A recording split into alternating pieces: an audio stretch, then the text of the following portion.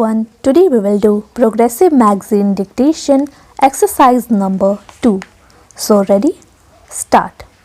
The house may remember the talk about building up the northern tier defense and about the Baghdad Pact. The motives were supposed to be to protect these countries from attack of invasion from the Soviet Union and to give them security and peace. As a matter of fact, the result was quite the contrary. The troubles of these countries only increased because of such an approach. The Arab countries, at any rates, the governments were divided, some in the Baghdad Pact and some outside it. While the government carried on a cold war against each other, the people almost in every Arab country were powerfully affected by this side of Arab nationalism. Thus, in the countries associated with the Baghdad Pact, there was a gap between the government and the people, the looking more and more towards Arab nationalism, and the government looking in another direction and rather ranged against the spirit of Arab nationalism. I believe it surprised even the people in Iraq and Egypt. The surprise was not essentially that it took place, but the speed with which it took place and the complete success which attended it. It showed how utterly divorced from public opinion the government of Iraq was.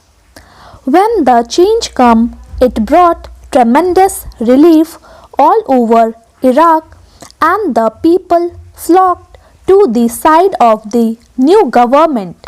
So this attempt at not recognizing the spirit of Arab nationalism, even trying to come in its way and obstructing it, really achieved the opposite effect. It encouraged nationalism, as such an approach will inevitably do. This has resulted in the Arab nations coming nearer to one another and will no doubt bring about a great deal of cooperation between them. It was said that some kind of an Arab empire was being built up, which was dangerous. I do not know about the future, but I see no empire, much less an Arab empire. The theory of the vacuum is sometimes advanced as if the removal of the influence of some great powers must necessarily be filled in by some other powers. It is an extraordinary appraisal of the situation which does not recognize the effect of Arab nationalism, which has become such a dominant force.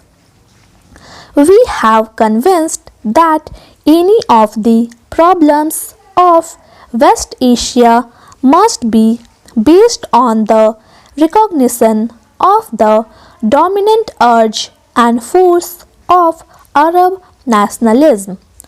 Any settlement must have the goodwill cooperation of the Arab nations. The need of the European countries for oil is patent, but there should be no difficulty in arriving at a friendly arrangement which ensures the supply of oil. Thank you.